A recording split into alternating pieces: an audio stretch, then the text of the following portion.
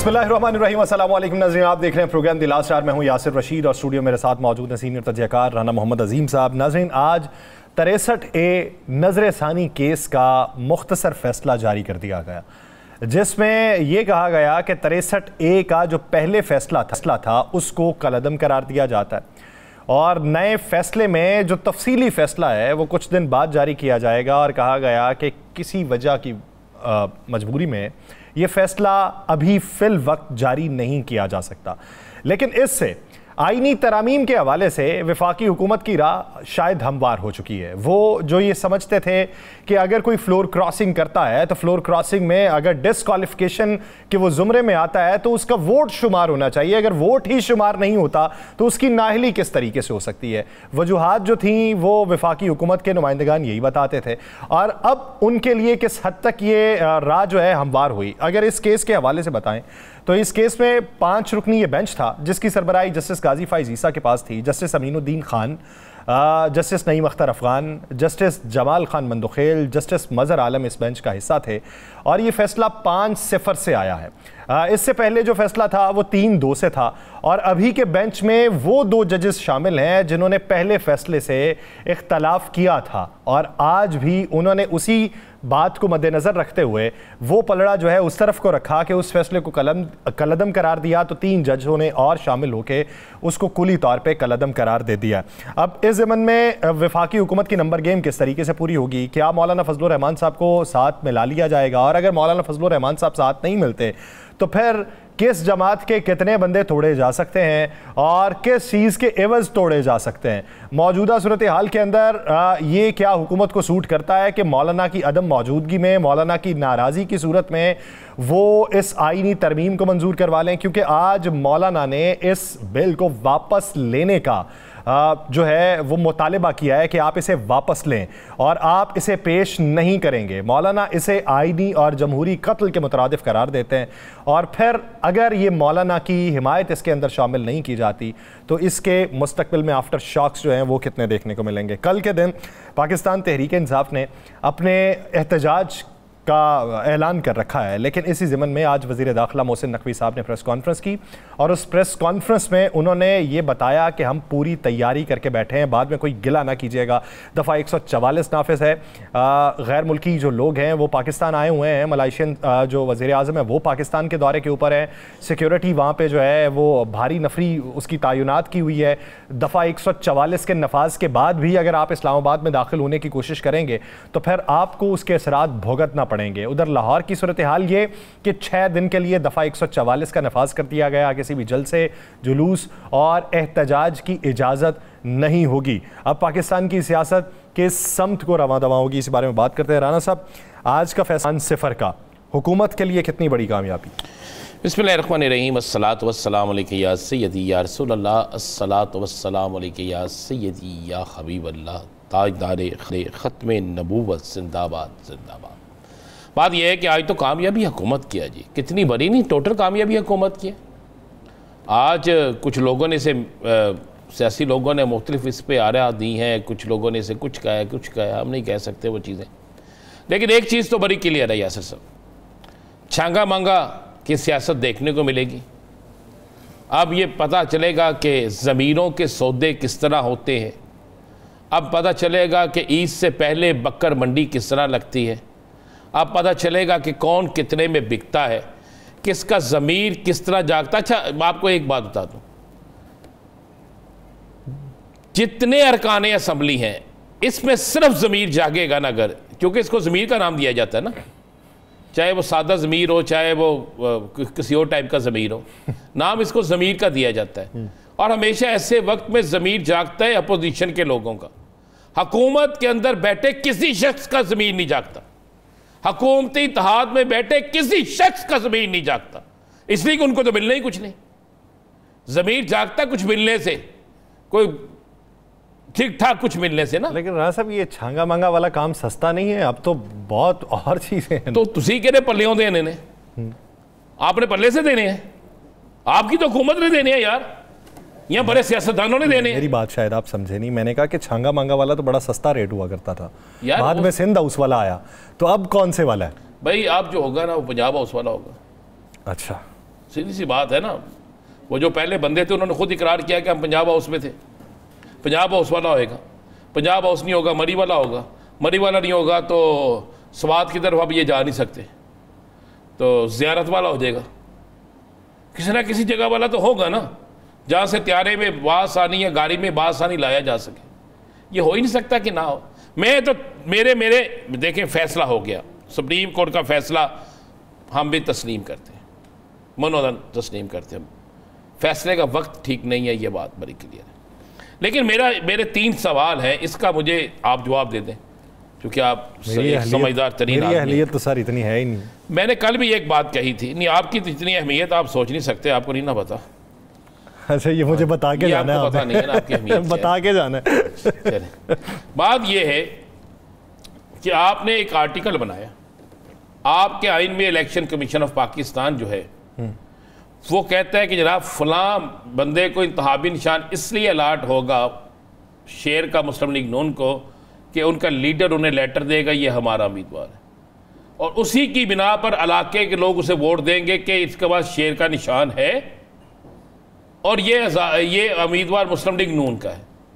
Peoples party वाले अपना letter जारी करेंगे जिसको उसको निशान मिलेगा तीर का, जमात इस्लामी वाले को किताब है तराजू का, जमीयत उलमा इस्लाम को किताब का, तहरीक इंसाफ को बल्ले का।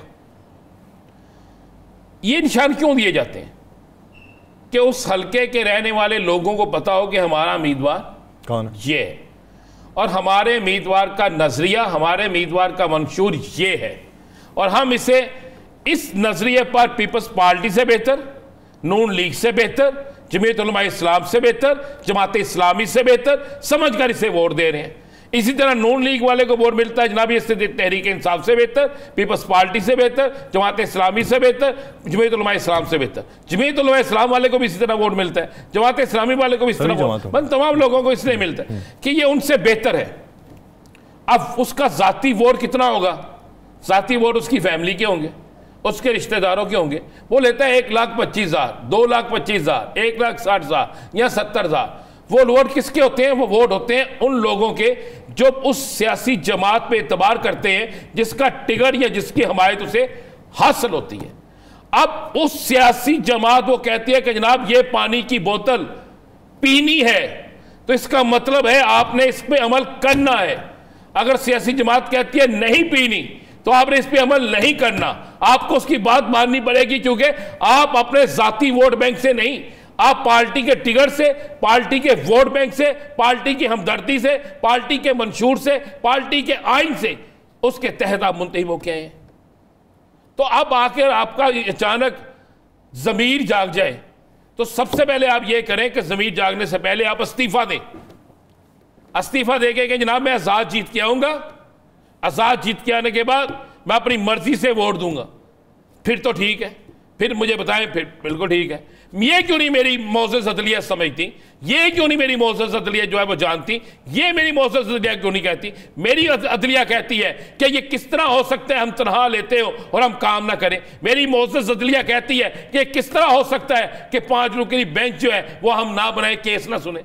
तो फिर मेरी मोअज़्ज़ज़ अदलिया को जब अपने कवानीन का पता है, जब अपने कानून वो जानते हैं, जब अपने आइन को वो जानते हैं, जब अपने वो फैसले अक्सरियती फैसले को मानते हैं, अक्सरियती फैसले को मानते हैं ना, कभी ये तो नहीं हुआ कि एक जज ने कहा यस, 4 जज ने कहा नो, तो फिर यस वाला नहीं माना जाएगा, नो वाला माना जाएगा, यस वाले का फैसले में लिखा जाएगा, यही होगा ना।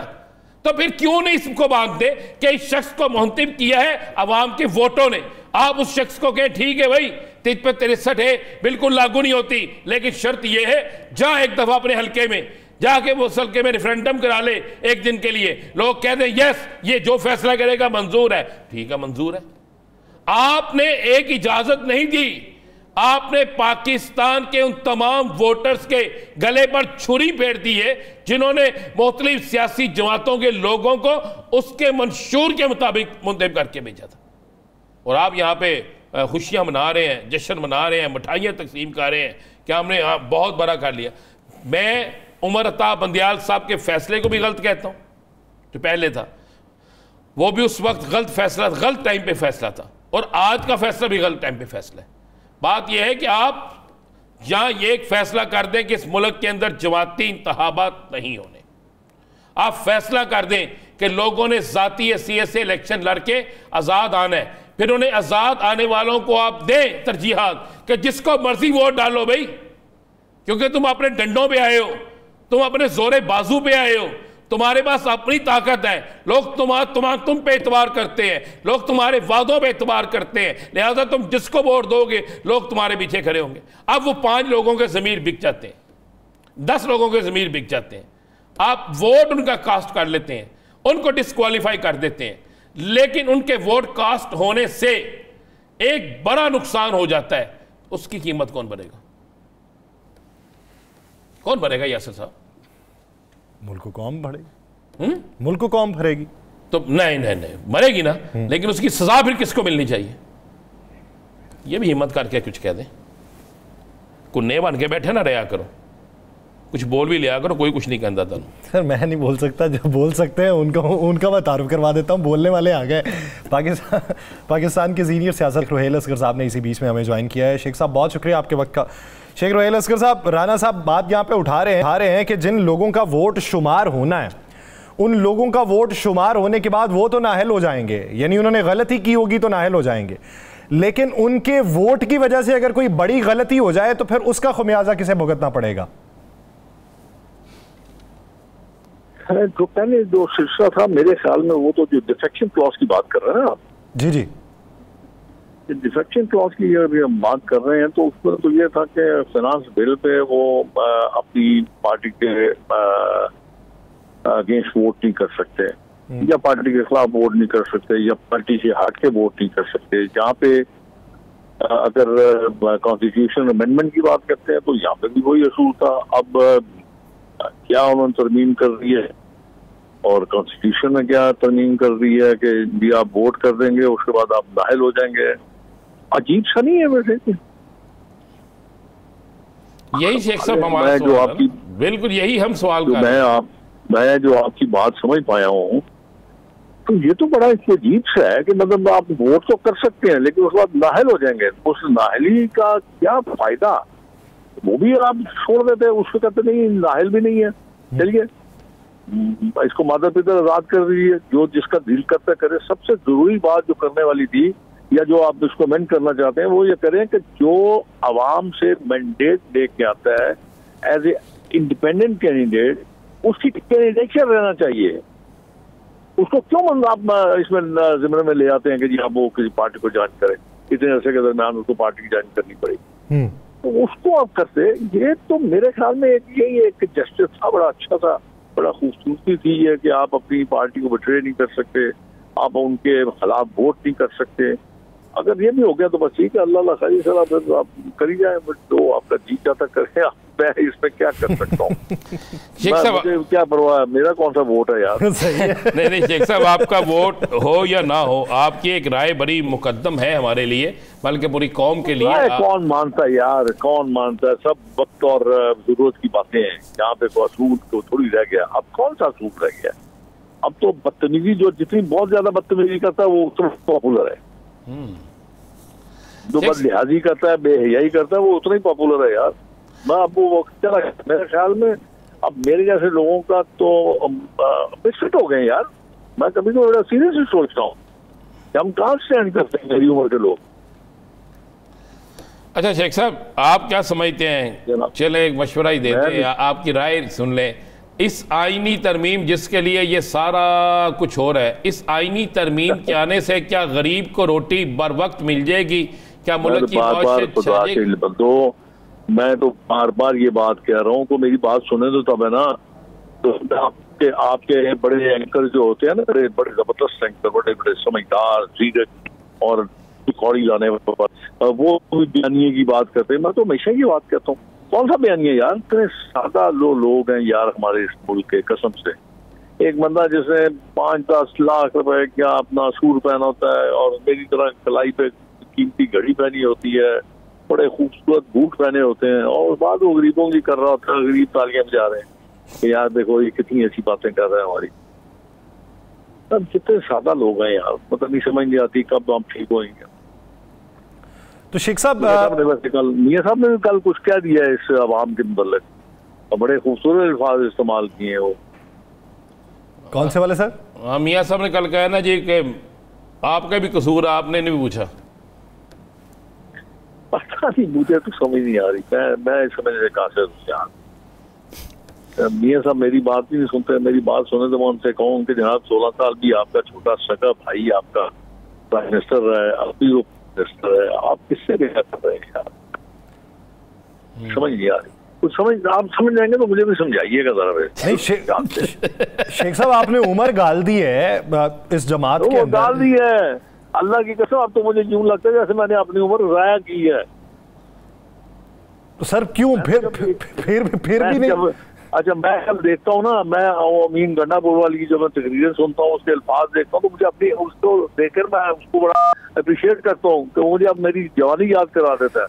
जब 1979 में पहला इलेक्शन लड़ा था ना काउंसलर का, तो तब मैं ऐसी बातें करता था। जवान था ना, बेमुहार था, जो जुबान में आता जो मुंह में आता था कह देता था। तो मैं ये देखता हूँ, मैं उसको कहता हूँ यार इसको कान में जाके कहो कि तुम चीफ मिनिस्टर हो। उसको मेरा यकीन नहीं आया तो वजीर आला है ये भी क्या कहा। उसको मैं कहता हूँ कुछ जाके उसके कान में बताओ यार उसको कि तुम KPK के चीफ मिनिस्टर हो, वजीर आला जिसको कहते हैं उर्दू में, और उसको समझ नहीं आती। वो अच्छा, आप समझते हैं कि मियां शहबाज शरीफ साहब को समझ आ गई है कि वो वजीर आजम है? पता नहीं है, जो UN में जब तकरीर करके आए तो मेरे ख्याल में शायद वो समझ गया हूँ। UN में कोई आम आदमी नहीं कहता ना, वजीर आजम लोग जाते हैं यार। सही। क्या हो गया यार, आप बात करो, आप हंसी आ रहे। अच्छा शेख साहब, आपने बड़ी जद्दोजहद की है, वोट को इज्जत दो। आज के फैसले के बाद तो वोट की इज्जत दो खत्म हो गई ना। आज के फैसले के बाद तो वोट की इज्जत दो खत्म होगी शेख साहब। यकीन करें, मुझे इस बात से नफरत है, यकीन करें। मतलब क्यों भाई, वो बात तो फिर वही मेरी आ गई ना, क्या वोट को इज्जत दे दो से क्या गुर्बत खत्म होगी मुल्क में? हो जाएगी, क्या होएगा? पता नहीं, मेरी समझ। मैं अगले दिन ये बात कह रहा था, पता नहीं आप इसको किस तरह लेते हो। मैं ये कह रहा था कि जुल्फिकार भुट्टो साहब जब आए थे तो उन्होंने नारा लगाया था रोटी कपड़ा मकान। अब मुझे याद है कि मैं वाले साहब उस वक्त MP थे, तो मुझे याद है किसी को ना रोटी मिली, ना कपड़ा मिला, ना मकान मिला। और किस बात से अमर हुआ आपको पता है? इस रोटी कपड़ा मकान की वजह से नहीं अमर हुआ। एटम बम शुरू कराने की वजह, मुस्लिम कॉन्फ्रेंस बनाने की वजह, कादियानों को नॉन मुस्लिम करने की वजह, जुमे की छुट्टी, शराब बंद, इस बात से अमर हुआ यार। वो शख्स उसे फांसी लग गया, मरना तो था, मर गया, लेकिन जिंदा। आज भी आप देख लीजिए, पीपल्स पार्टी ना लगाती है, जिंदा है, भुट्टो जिंदा है, बस। तो कितनी देर जिंदा रहना होता है आपने? तो मियां साहब जो लोग याद रखें आपको, मियां साहब अमर हो चुके हैं या अमर हो पाएंगे? मेरे ख्याल में अब वो इस दौड़ से मेरा बाहर नहीं निकल गए। मेरा ख्याल है, मुझे लगता है, क्योंकि वो जिस तरह मैंने बहुत दफा आपके तवज्जुह से मेरी उनसे मुलाकात हुई, तस्वीर देख लेता हूँ, देख के उनकी जियारत कर लेता हूँ, तो मुलाकात तो हुई नहीं, बस जियारत ही करनी होती है पीरों की, वो कर लेता हूँ। तो से मशवरा देने की कोशिश करता हूँ। पीर कामल है या नहीं? पीर तो पीर ही होता है यार, सब मुझे क्या पता, आप ये समझना पड़ेगा ना। ये बड़ा एक तसव्वुफ जो है ना, ये बहुत लंबी दास्तान है, इसको वैसे नहीं समझा जा सकता।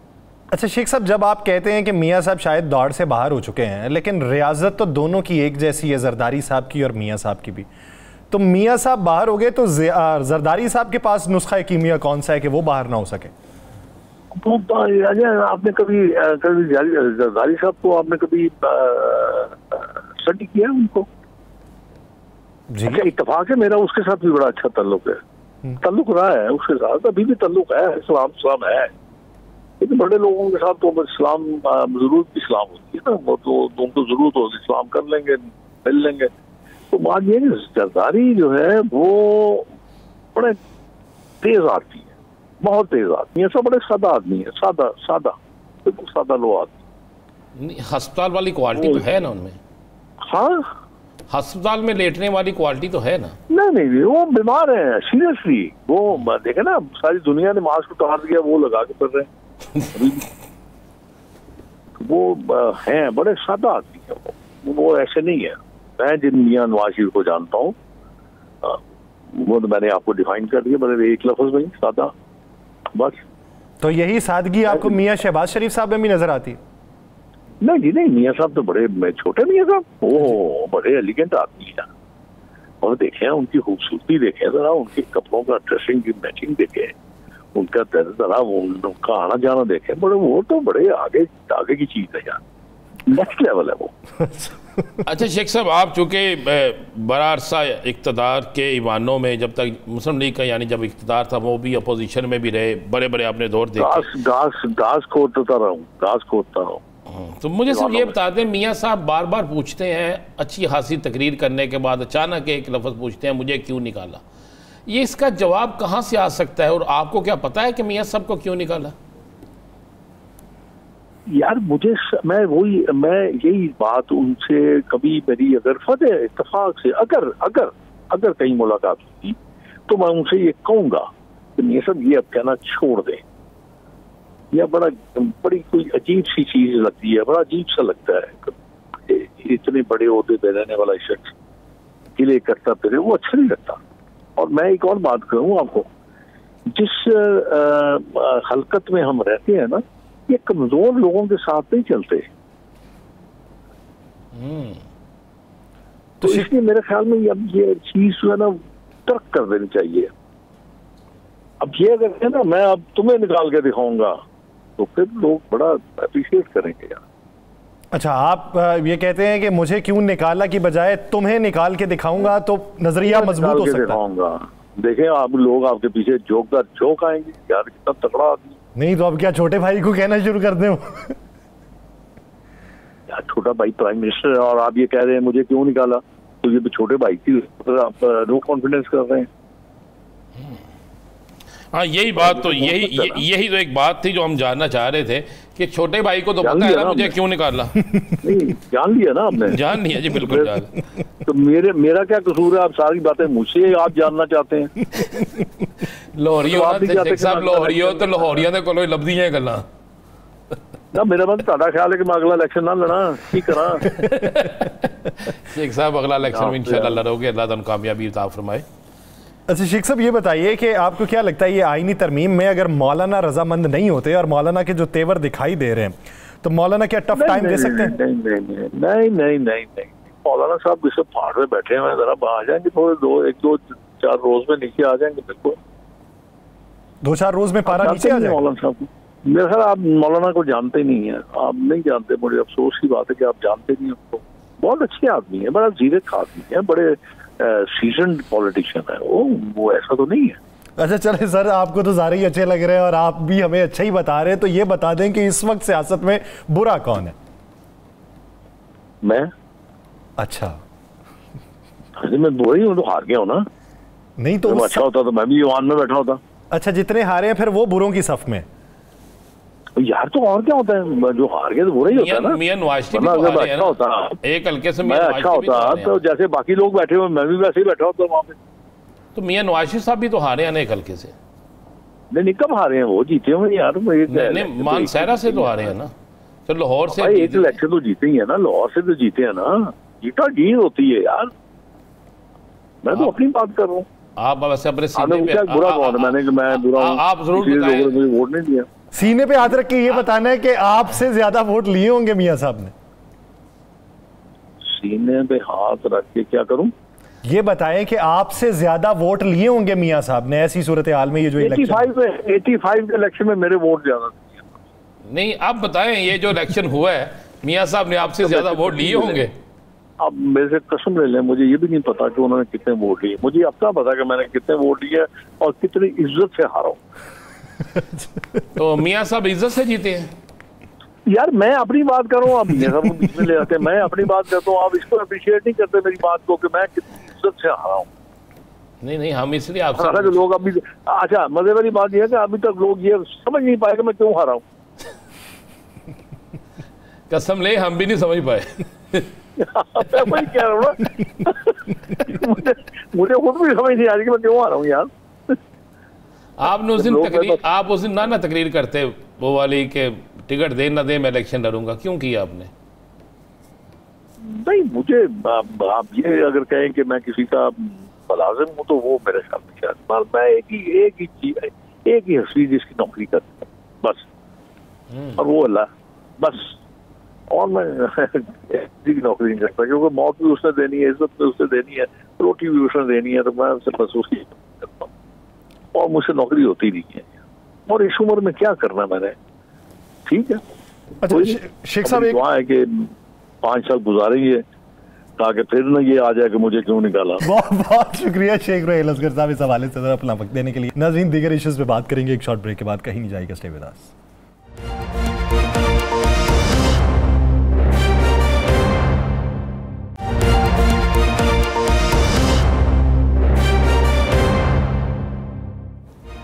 ब्रेक के बाद खुशामदीद नाज़रीन। कानूनी मंजरनामा जो इस वक्त सियासी इस्तेहकाम और सियासी अदम इस्तेहकाम से जुड़ा हुआ, जिसके बारे में बातें ये की जाती हैं कि ज़मीर की आवाज़, ये ज़मीर की आवाज़ कब कहाँ से आती है, किसके कहने पे आती है, उसका एक मुफस्सल तज्ज़िया हम एक ब्रेक से पहले कर चुके हैं।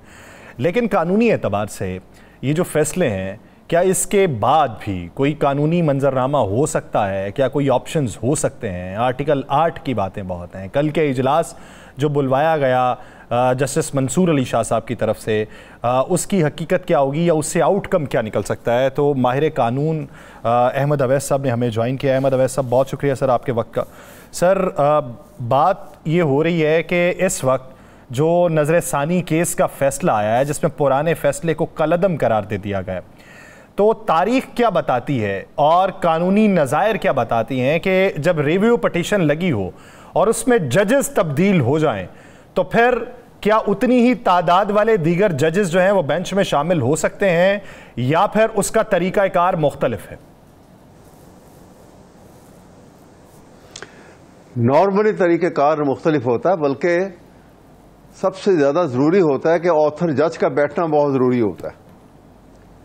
अब यहाँ पे ऑथर जज जो हैं उनके कुछ कॉन्स्टिट्यूशनल लीगल ऑब्जेक्शन थे कमेटी के हवाले से, जो ऑर्डिनेंस आया था उसके हवाले से, और उनका बजाय इसके कि उसका खातिर खा जवाब दिया कि देकर उनको सेटिस्फाई किया जाता, चीफ साहब ने उल्टा उनके ऊपर इररेलेवेंट कि जी ये इंटरेस्ट नहीं लेते और बाकी जज साहबान से मिलते मिलाते नहीं हैं, जल्दी चले जाते हैं, मतलब ऐसी बेसरोपा बातें करके, और जो उन्होंने क्वेश्चन रेज किए थे उनका क्योंकि जवाब बनता नहीं था, उनमें से किसी एक का भी जवाब नहीं दिया उन्होंने।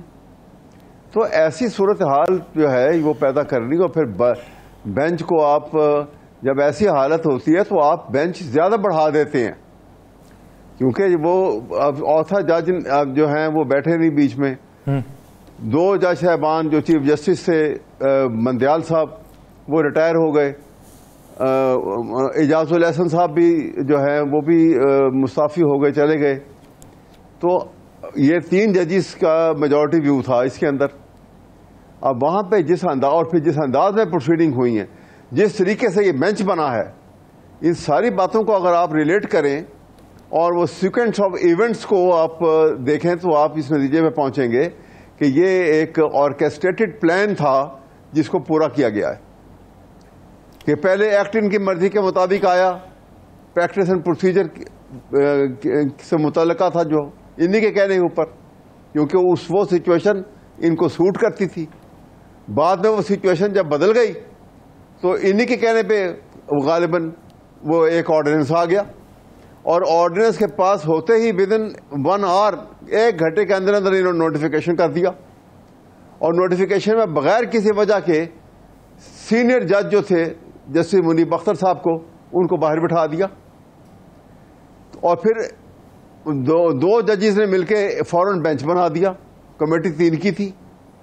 ये सारी बातें जो हैं इस बात को कि ये उजलत में ये काम जो किया जा रहा था कि ये फैसला दिया जाए ताकि फिर वो उनका वो प्रोसेस जो है वो शुरू हो, जो इन्होंने कॉन्स्टिट्यूशनल अमेंडमेंट का मुसव्वदा पेश करना है और वो रिक्विजिट मेजॉरिटी बनानी है।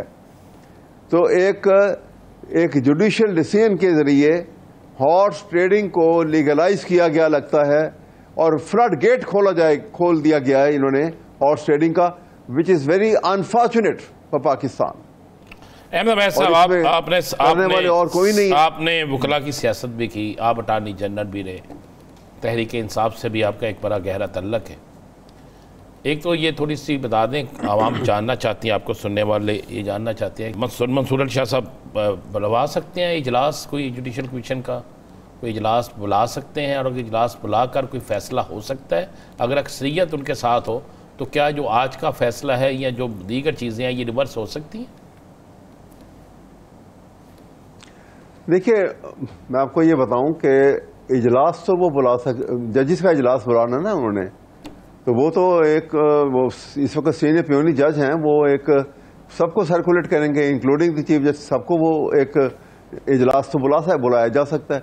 अब ये नहीं आएंगे तो ना आए, इजलास तो हो जाएगा ना। एक तो ये बात तो बड़ी वाज़ेह है। दूसरी बात ये है कि आपको एक वाक़या बता दूं, और मैं तो आज कुछ दिनों से ये बात बार बार कह रहा हूं कि अगर आप गौर से हालात को देखें किस तरफ जा रहे हैं, तो जैसे 97 में सुप्रीम कोर्ट पे हमला हुआ था और जो अंदाज बनाया गया था, बिल्कुल वो हालात पैदा किए जा रहे हैं। और ये आपको पता है कि ये फैमिली जो आज हुकूमत बना के बैठी हुई है, ये क्वाइट केपेबल, ये इस किस्म के काम करने के जो हैं ये बहुत मुशाक है इस काम के अंदर, और बाय टेम्परामेंट ये फाशिस्ट जहन के लोग हैं, वरना कोई सुप्रीम कोर्ट को पर इस तरह स्टॉर्म नहीं किया करता। बार बार 9 मई का वाक़या दोहराया जाता, 9 मई का वाक़या तो उसके आगे इस तरह यह जैसे सिग्नल की वायलेशन हुई हो, वो इतना बड़ा वाक़या है सुप्रीम कोर्ट का। जजेस इन चैम्बर कोर्ट सुन रहे हैं, केसेस सुन रहे हैं, और अंदर जाके हमला किया, वो उनको भाग के अपनी जानें बचानी पड़ी थी, कोर्ट रूम तोड़ दिए थे इन्होंने। ये तो हाल ये वाक़या हुआ था। और वो वाक़या, और एक साथ ही रेलेवेंट एक बात बता दूं, उसने गौर अयूब साहब ने अपनी किताब में लिखा है, उनकी एक किताब आई थी इन द कॉरिडोर ऑफ पार, उस वाक़े के मुतालिक लिखा कि नवाज शरीफ मुझे अपनी कार में बैठा के ले गए और रास्ते में कहने लगे कि मुझे गौहर कोई ऐसा रास्ता बताओ कि एक रात के लिए मैं चीफ जस्टिस पाकिस्तान सजाद अली शाह को जेल में बंद कर दूं। इन्वर्टेड कॉमा में उन्होंने उस किताब के अंदर ये वाक़या दिया हुआ है, ये लफ्ज़ लिखे हुए हैं, और आज तक नवाज शरीफ ने उसकी तरदीद नहीं की। तो ये खतरनाक तरीन हालात हैं जिससे हम गुजर रहे हैं। और वहां पे एक वाक़या जो मैं आपको बताना चाह रहा हूं वो ये है कि वहां पे सजाद अली शाह साहब का 3 रुकनी बेंच था चीफ जस्टिस का, उन्होंने एक ऑर्डर पास किया और उसमें एक स्टे ऑर्डर इशू किया। अच्छा अहमद अवैस साहब, सर ये बताइएगा कि अभी जो नजरसानी केस का फैसला तो आ चुका, अब इसके बाद ऑप्शन क्या है? क्या ताहियात यही इसकी तशरीह रहेगी, या इस तशरीह में बदलाव के लिए कोई प्रोसीजर भी है कि दोबारा से कोई सदारती रेफरेंस आए, उसकी रोशनी में फिर इसकी तशरीह तब्दील होगी? नहीं, अब तो इस फैसले के बाद तो अब सदारती रेफरेंस तो नहीं आएगा।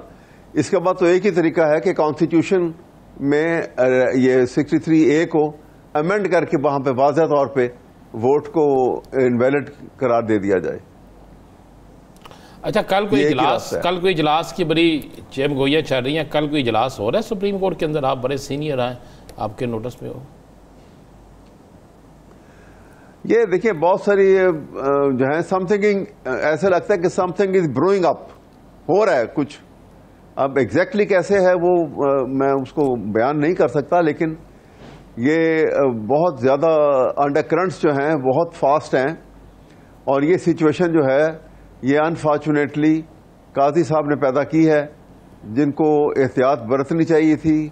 बीइंग चीफ जस्टिस उनको सुप्रीम कोर्ट की हैसियत को पहचानना चाहिए था, लेकिन शायद उनके नज़दीक अपना कॉन्स्टिट्यूशनल कोर्ट का चीफ जस्टिस बनना ज़्यादा अहम है। अहमद अवैस साहब, क्या देख रहे हैं? वकला की तहरीक की बातें बहुत ज़ोर पकड़ती हैं, फिर ये हम देखने में आता है कि एक बार किसी एक तरफ खड़ी है, 2-3 बार से एक तरफ खड़ी हैं। क्या वकला ये आईनी तरमीम के मामले के ऊपर मुत्तफिक हो जाएंगे या फिर कोई तहरीक चलती हुई देखते? देखिए, मैं आपको बताऊं, मेरा ख्याल है तहरीक चलेगी। उसकी वजह यह है कि ये क्रिटिकल स्टेज आ रही है और ये जो एक लॉन्ग अवेटेड एक बड़े दिनों एक अरसे से जो मार्का आराई चली आ रही है वो एक ऐसे कल्मिनेटिंग पॉइंट तक पहुंच गई है और जो कई दहाइयों से हम आधा तीतर आधा बटेर बना के चल रहे हैं, वो अब मेरे ख्याल में उसका ख़त्म होने का भी वक्त आ गया है कि यहाँ पे उस डिसाइसिव एरिना में हम एंटर हो गए हैं कि जहाँ से हमारा पाकिस्तान का फ्यूचर जो है वो डिसाइड होगा। अब वो आधा तीतर आधा बटेर नहीं रहेगा, बल्कि मुझे ये लगता है कि यहाँ पे अब फैसला होगा कि हमारा फ्यूचर पाकिस्तान का आइन है, स्ट्रिक्टली ऑब्जर्व किया जाए जिसको, या डेस्पोटिज्म है। ये नेकेड डेस्पोटिज्म जो इस वक्त जिससे हम दो चार हैं, या ये ख़त्म होगा बिल्कुल और पाकिस्तान में कॉन्स्टिट्यूशनल जो रूल है वो रूल ऑफ लॉ के तस्वुर के मुताबिक बहाल होगा। ये दोनों बराबर अब नहीं चलेंगे। हम उस नहज पे पहुंच गए हैं। बहुत हो चुका इस मुल्क के साथ। इस मुल्क का फ्यूचर जो है वो आइन के अंदर है और डेस्पोटिज्म जो है ये इंतहाई हमें खतरा से दो चार करेगा।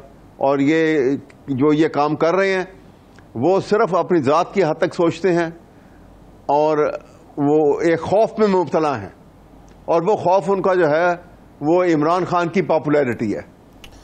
अनफॉर्चुनेट है, कोई मुल्क का नहीं सोच रहा। अहमद अवैस साहब, कुछ सुप्रीम कोर्ट से बड़ी खबर आने की तवक्को है 2-3 दिन में? मुझे उम्मीद है कि आएगी इन 2-3 दिन में, या अभी? यकीनन आएगी। अहमद अवैस साहब, मेरा ख्याल है कि ये उस खबर का इम्पैक्ट क्या पड़ेगा? उस खबर का इम्पैक्ट जो है एक जो दबी दबी सी छुपी छुपी सी कैमोफ्लेज्ड जो लड़ाई चल रही है वो खुल के सामने आ जाएगी और वहां पे या सुप्रीम कोर्ट अपने आप को रीएमर्ज। अच्छा, कल एहतजाज है या कोई मामला तय हो गए हैं? जिस तरह आज रिक्वेस्ट की है मौलाना फजलुर रहमान ने भी कहा है और फिर हुकूमत भी कह रही है कि यहाँ पे एक मुल्क के सरबराह आए हुए हैं और कल का एहतजाज आप कैंसिल कर दें। कोई इसमें डेवलपमेंट हुई है?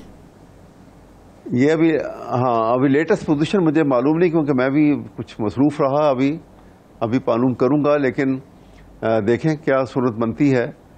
और असल में देखिए ना, बात यह है कि हर कोई जो है वो दूसरे के ऊपर उंगली उठाता है। ये भूल जाता है कि जब आप दूसरे पे उंगली उठाते हो तो आपकी 3 उंगलियां जो है ना वो आपकी तरफ होती हैं, आप एट फॉल्ट होते हो।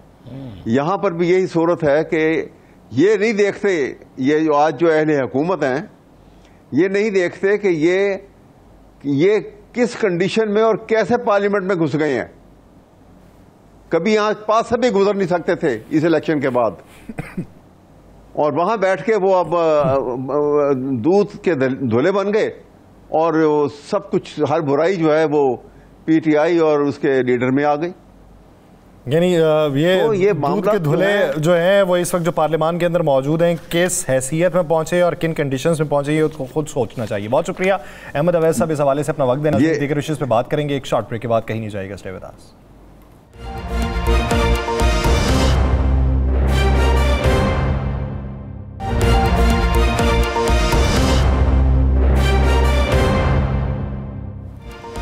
ब्रेक के बाद खुशामदीद नाज़रीन। मौजूदा सियासी सूरत हाल, आईनी तरमीम, लोगों के लिए इस वक्त सबसे ज़्यादा तरजीहात में क्या चीज़ शामिल है? पाकिस्तान तहरीक इंसाफ के लिए दूर दूर रहना, पाकिस्तान मुस्लिम लीग नून के लिए सबको करीब करना, पाकिस्तान पीपल्स पार्टी के लिए मफाहमत का मंजरनामा पैदा करना। लेकिन ये सारी तगोदो जो है, ये सारी प्रैक्टिसेस जो हैं, ये किसके काम आएंगी और किसकी ज़ायल हो जाएंगी? पाकिस्तानी मईशत के मंजरनामे के ऊपर इसका क्या असर पड़ेगा? और अभी हालिया डेवलपमेंट्स जो हो रही हैं इनको लेके मुस्तक मुस्तकबिल करीब में क्या ये रिवर्ट होती दिखाई देती हैं या इसकी इम्प्लीमेंटेशन देर पा दिखाई देती है? इसी मौजू पे बात करने के लिए हमें ज्वाइन किया GDA की रहनुमा सायरा बानो साहिबा ने। सायरा बानो साहिबा, बहुत शुक्रिया आपके वक्त का। सायरा बानो साहिबा, आज का फैसला आया और फैसला आने के बाद हुकूमत को ये यकीन हो चला है कि आईनी तरामीम हो जाएंगी, मौलाना माने या ना माने, लेकिन अच्छी बात है कि मान जाएं। अब ये ना माने तो फिर कैसे पूरी करेंगे? अस्सलाम वालेकुम। ना माने तो देखिए, जो रास्ता खोला है वो हॉर्स ट्रेडिंग तो बड़ा अच्छा लफ्ज है। डोंकीज की ट्रेडिंग होगी वो यही होगी। आपने देखा होगा रिजीम चेंज में जो सिंध हाउस में एक मंडी लगी हुई थी और जो व्यापार किया था, और जिनका सिंध हाउस है, जिनसे ताल्लुक रखता है, वो तो इस व्यापार में उनका बड़ा नाम है, भाव ताव खरीदना, ये करना वो करना। तो ये इसी सिलसिले में तो सारा कुछ हुआ है। पूरा सवाल क्या था, जज्बात में भूल ही गई। चले आप जज्बात की रो में जरा बहले, राना साहब सवाल कर लेते। वो कहते ना, समझ नहीं आ रही कि खिलखिला के रो या जोर जोर से वो, हाँ, या आंसुओं से हंसूं। समझ नहीं आ रही कि जो आज इस मुल्क के साथ जो वो कहते ना कि जो खेला है, जो खिलवाड़ किए। और मैं तो खैर इनको वैसे भी जमहूरियत पसंद जमातें समझती नहीं थी, इसलिए कि दोनों आमरीत की पैदावार है, आमरीत की छत्र छाया में इनकी पार्टीज का वो क्या कहते हैं, ये पैदा हुई है, तो इसलिए मैं इनको जमहूरियत पसंद नहीं समझती थी। लेकिन इक़्तिदार की इतनी हवस कि आपने मुल्क के आइन कानून सबको रोंद के पामाल की, और मजे की बात है कि अपना भी नहीं है।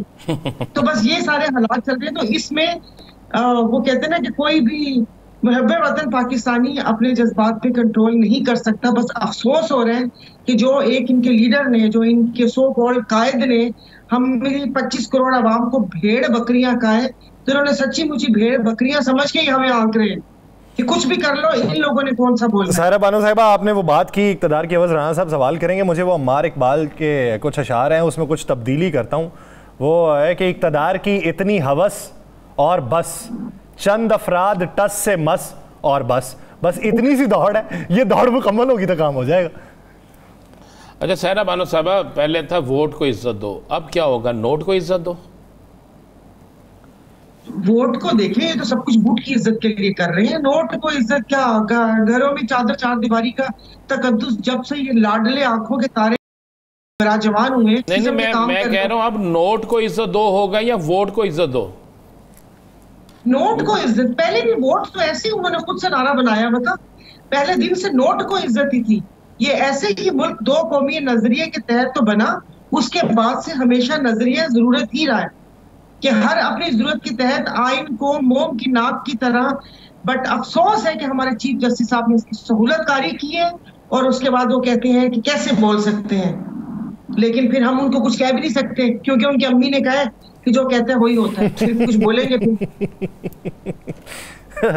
मौलाना के हवाले से क्या राय है? मौलाना डटे रहेंगे यूं ही? देखिए, मौलाना ने मेरे ख्याल में थोड़ी सी अवाम की नफ्स को महसूस किया है, और वो इस चीज पे भी, लेकिन वो भी मतलब अगर मेरे से राय मांगते हैं तो अगर इलेक्शन के बाद से जो PDM में एक जो रिजीम चेंज में मौलाना साहब ने किरदार अदा किया था, तो मौलाना साहब की मतलब जो भी उनकी वो क्या कहते हैं ख्वाहिशें थी, अगर वो पूरी हो जाती तो वो सही था। अब मसला ये कि वो डटे रहेंगे, इनके पास देने को कुछ नहीं है, उनको क्या देंगे? सदारत थी, जरदारी साहब बड़ा जमान है, कोयटा में उनकी गवर्नमेंट पीपल्स पार्टी की, आप KP के गवर्नर ले लें तो वो पीपल्स पार्टी का। तो मुझे ऐसे लगता है उनके पास कुछ देने को है नहीं, वादे हैं, लेकिन मौलाना साहब ज़ाहिर माशाल्लाह इतने घाक जीरक सियासतदान है। सायरा बानो साहबा, मेरा एक सवाल है और मैंने बड़ा सोच के सवाल कर रहा हूँ, और आप भी इससे ज़रा देख के जवाब दीजिएगा ज़रूर। क्या आईनी तरमीम कामयाब हो जाएगी, पास हो जाएगी? देखिए, अभी मैं ट्विटर पे देख रही थी कि वो जुनेद किसने सवाल किया बिलावल भुट्टो जरदारी से, जमहूरियत के अलम बरदार से। उन्होंने कहा कि जो ये मेंबरान पूरे करेंगे आप उनसे पता कर लें। तो भाई कौन पूरे करेगा? मतलब क्या किसी दूसरी रियासत, किसी दूसरे मुल्क के लोग पूरे करेंगे? अब तो वो कहते हैं कोई पर्दा रहा ही नहीं। और अगर उन्होंने, जिनका मुबहम अल्फाज में बिलावल भुट्टो जरदारी साहब ने इशारा किया उनकी तरफ, अगर उन्होंने ठान ली तो होगा, क्योंकि 3.5 साल मैं भी थी इक़्तिदार में, उन्हीं के कहने पे, और 5 साल से कर ले तो सब चीजें गौर से देखी हुई। राणा साहब ने कोई लुकमा दिया बीच में? वो टांगे कांप रही है। एक जो अभी पिट्टी का शो देखा था, फिर उसके बाद आपने देखा कि फैसलाबाद में क्या हुआ, मियां वाली में क्या हुआ, और अभी एक वो कहते हैं ना कि बोल ये रहे हैं मगर शब्द किसी और के हैं। जो अभी 2 प्रेस कॉन्फ्रेंस हुई है जिसमें उन्होंने बोला, पहले तो वो मिन्नत तरले पे, और फिर उसके बाद बोला कि बस ठीक है। फिर रियासत के पास भी तमाम ऑप्शन मौजूद हैं, और कभी गंडापुर साहब को अच्छे बच्चे बोल रहे हैं, अच्छे पाकिस्तानी बोल रहे हैं, तो टेंशन तो है। तो अब देखें क्या होता है वहां पर। बाकी लोगों का रिकॉर्ड भी खराब है। मॉडल टाउन का वाकया आपके सामने है, जैसे फैसलाबाद में डायरेक्ट सीधी गोलियां चलाई गई, और यहाँ पिंडी में भी रबड़ की गोलियां सीधी सीधी, पहले गन का इस्तेमाल हुआ। तो अल्लाह खैर करे कि सुबह खुदा जाने ये अपने आप को बचाने के लिए, क्योंकि इनकी बका की जंग है। वो अज़मा बुखारी, यहाँ पे तो अज़मा बुखारी साहिबा ने कहा कि साबित कर दें किसी के पास कोई असलहा था, किसी पुलिस एहलकार के पास। अस्तगफार। देखें, खान साहब तो लीडर है, उन्होंने कहा था 2 लोगों के लिए उनकी बात को सीरियस नहीं लेते, तो या तो टाड़र हो गए और बाकी सब आसिम वासिम हो गए। इनकी बातों को भी मैं सीरियस इतना ज्यादा नहीं लेती, क्योंकि नौकरी है और बहुत मुश्किल नौकरी है। और आपने उनका शेर सुनाया तो मेरा जॉन एलिया का शेर है कि मुद्दतों से कर रहे हो नौकरी, तुम कोई काम क्यों नहीं करते। तो इन बेचारों का काम ही जो भी बोलते सुन लिया करे, एक कान से सुन के दूसरे कानों से निकाल दे, कुछ भी कह दे। साहिरा बानो साहिबा, अब वक्त ऐसा आ गया कि जिस पे सबको निकलना, अपने अपनी जमात ने अपनी अपनी सियासत करनी है। तो आपकी GDA जो है वो एहतजाज करते करते कमरों तक चले गई, क्या वजह है? कोई हुक्म आ गया, कोई मामला तय हो गया, या आप कहते हैं कोई खेल के जीत ले या हार ले उसके बाद देखेंगे? Good question, but your question hurt me. तकलीफ में है।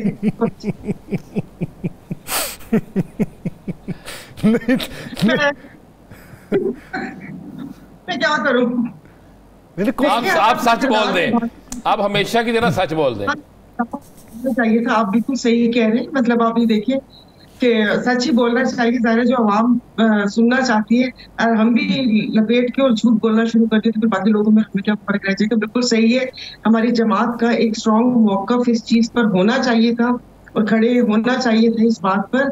लेकिन कहीं बातों बातों में एक मुबहम सा सवाल बहुत पहले पूछा था, तो वो पीर साहब या पीर सदरुद्दीन शाह राशदी, आपको पता है कि वो पीर साहब के भी जो जवाब होते थे वो ऐसे होते थे कि आप उसमें से जवाब ढूंढते रहे, वो एक मुबहम से गुफ्तगू होती थी।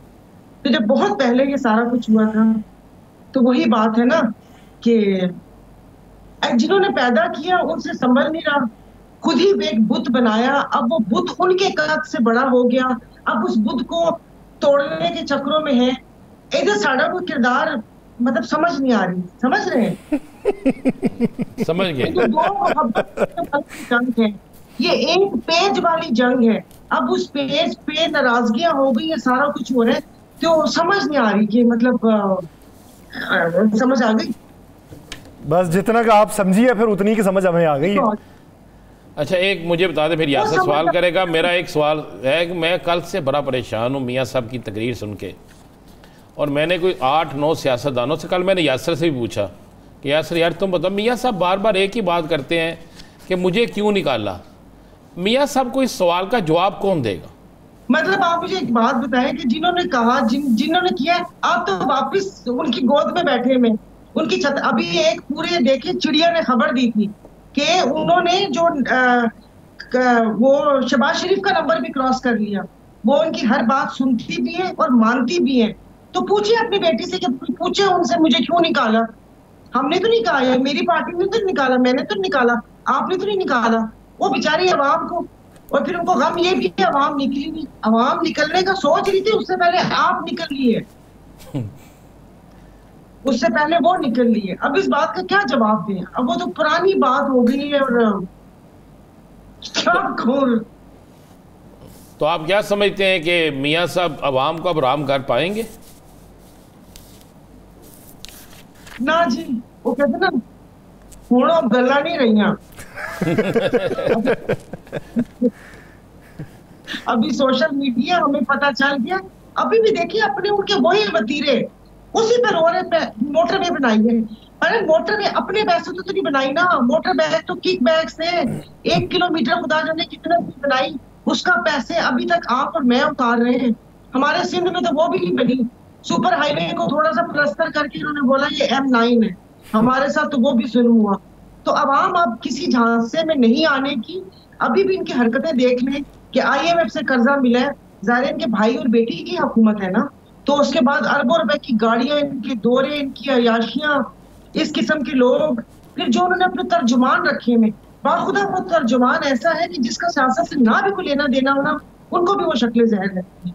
तर्जुमान या बंदा कोई सेंसेबल गुफ्तगू तो कर ले, यानी संजीदा गुफ्तगू मतलब करने वाले तो होने चाहिए, लेकिन आदात अतवार वही पुराने हैं और अब लोग ये समझ चुके हैं, अब वो बातें वो नहीं रहीं, इसलिए दाल नहीं गलने वाली। ठीक है, बहुत शुक्रिया साहिरा बानो साहिबा इस सवाल देने के लिए। नाज़रीन, प्रोग्राम का वक्त खत्म हुआ चाहता है, मुझे और राना साहब को दीजिए इजाज़त, आपसे मुलाकात होगी कल। अपना बहुत सा ख्याल रखिएगा, अल्लाह निगहबान।